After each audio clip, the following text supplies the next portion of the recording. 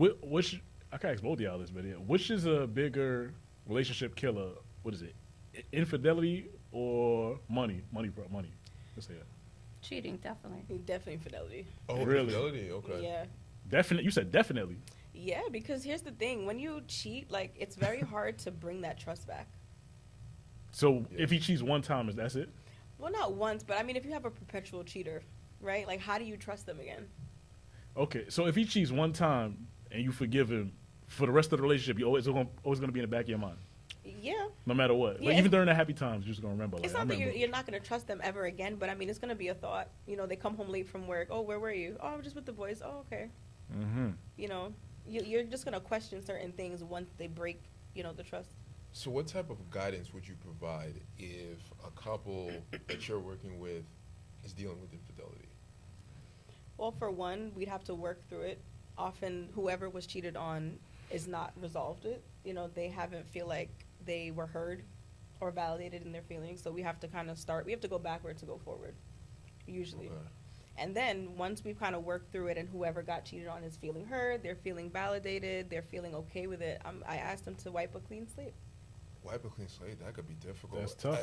At times, do you ask the person that cheated to possibly explain maybe the reason behind the cheating? Well, that's part of when we go backwards to move forward, because Okay. we have to explore it.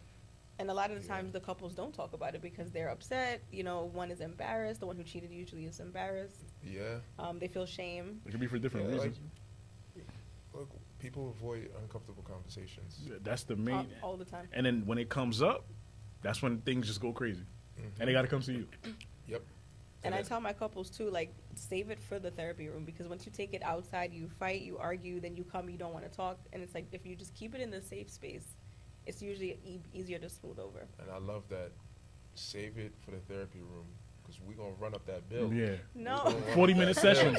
40-minute sessions. We're going to run that up. That 40 minutes is up, you pay for another 40. That's what you're going to do. Ain't nothing free out here. Ain't You hear nothing me? free. We're going to run it up all the way. That's what I'm saying. And do you, what was your answer, though? Oh, Infidelity or- definitely cheating. Hands down. That's not So- even a question. I think mine, apart from, you know, the broken trust, I think about STDs. I think about unwanted Yeah, pregnancies. nobody thinks about that. I'm not going to be anyone's stepmother. I have no kids for a reason. And, you know, there's all these things that you have to consider, because not only did he break your trust, but he could have put your life in jeopardy. That's true. Okay, so let me give you. So what would you rather, a rich disloyal man or a broke dude that's loyal 110%? I think it depends on his confidence level, because as I said before, I find that a lot of guys try to compete with me. So if the poor man who is loyal is not, he doesn't feel some kind of way that I have to work, and if he doesn't require 24/7 attention from me, if he understands that I am not his mother, I am not going to baby That's a him. tough one. That is a tough one. It is a tough one, but it's the truth. Unfortunately, a lot of these men haven't grown up to be men yet. That's true. And I'm not going to raise you.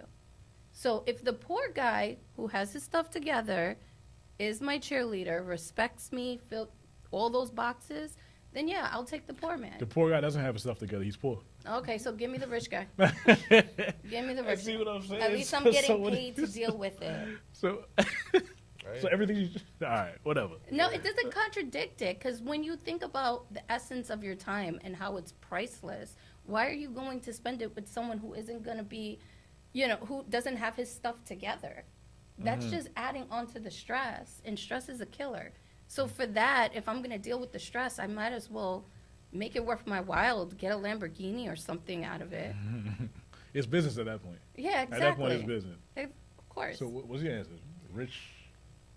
I'd rather take the Disloyal? poor guy who's loyal, because Really? I could kind of help you a little bit. You know, I could help boost you. Nah. His mind is set. Don't do His that. mind is set. He work at Toys R Us. His mind is set. He don't want to Well, upgrade. then I probably will be single, because I don't want a cheater.